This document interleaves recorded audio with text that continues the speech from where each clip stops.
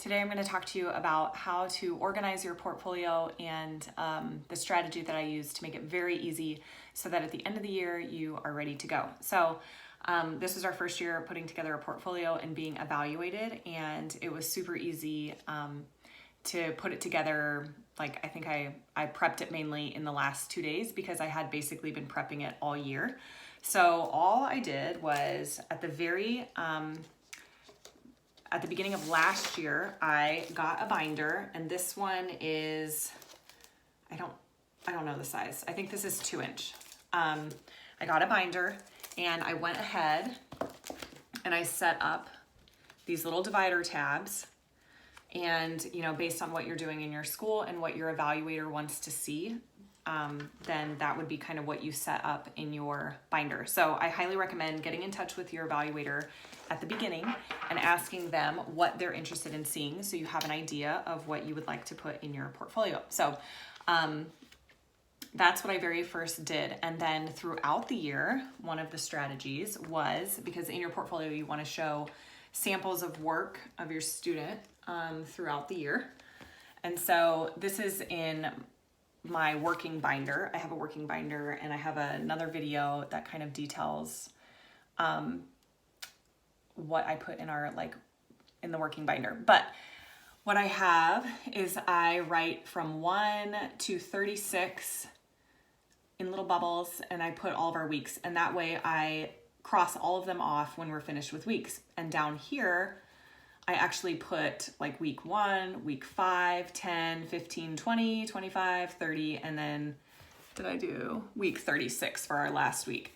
And so when we finish our first week, I go through and I take photocopies, or actually what I like to do is grab the real items and then I make photocopies of those to keep in her other binder.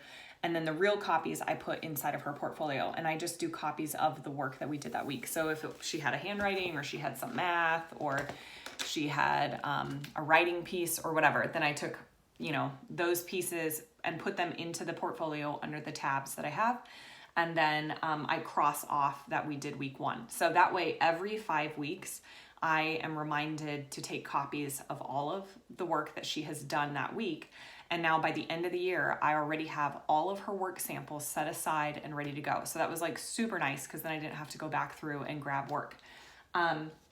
So that is one suggestion for you, is to set that up now so that you can start curating the work as it goes.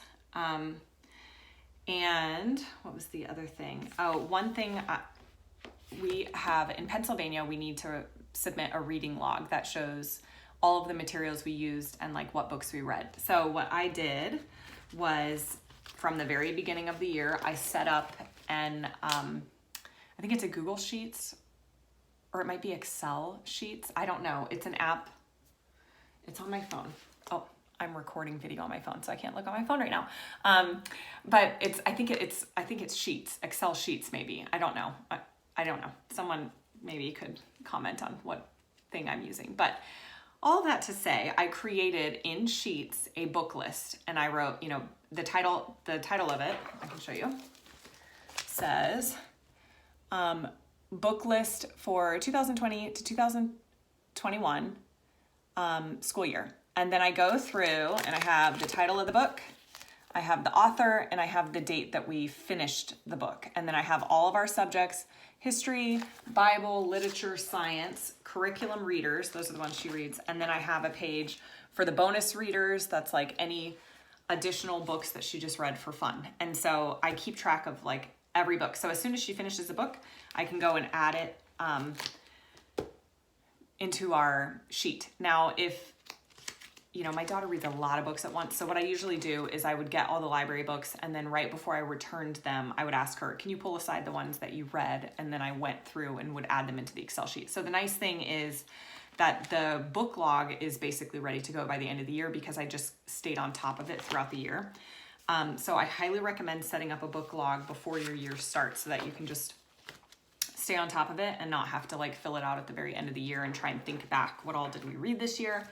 Another thing that I added was this little section called Adventures because in addition to her work, I wanted to show, oops, what am I showing you here? Well, this tab says adventures. I wanted to show field trips or just kind of like some of the fun things that we've done, anything that was related to school. And so what I did was I went, and I've mentioned that I love using Canva. You can do canva.com on my phone. I have the app with Canva, that's Canva. And I just basically set up a little document in there, called it Forney Family Adventures, put the date, and then as time went on, I filled in things. So like, here's Adventures in Science, and then I drop a few photos of different stuff we did with science. Here's one, Adventures in Exercise,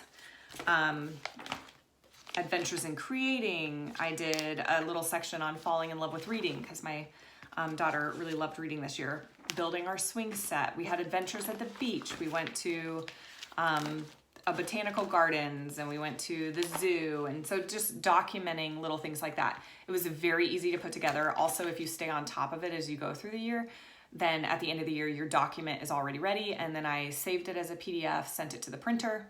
By printer, I mean my in-house, my printer upstairs. And then I put it in these nice clear page protectors. And I really feel like the page protectors, they just seal the deal. They make your portfolio look so fancy, so put together, these page protectors. Also, at the very beginning of our portfolio, and these I took out, but they are our educational objectives. I added those in. Also, we have, let me see here. We have this guy, which I printed. This is 180 days. And we just went through and I checked off the days as we did them. So that's what I need to do for Pennsylvania. But that was enough for me to just show our evaluator that we did 180 days of school. So I have that in a nice page protector. We did a standardized test this year, so I have the test scores in the page protector. So that stuff is right at the beginning of the binder. And then we also had just a few like pieces of artwork that my daughter chose that she wanted to show. So that is basically it. So the main thing, my main strategy for you is start your binder before you even start school. And then have a way to remind yourself that every 5 weeks, take samplings of work. Now, again, this works with me and my evaluator. So check with your evaluator to see what they want. But you can kind of create a strategy with your evaluator for the things that they want in your portfolio. And then, mark your 180 days as you go, and maybe create something in Canva if you want to have a little like scrapbooky section that you can just add photos to as the year goes on, so it's not overwhelming at the end of the year. And keep a book list going so that your book log is ready to go. So those are my suggestions. That worked really well for us this year, and I'm going to do the exact same thing next year. So talk to you later.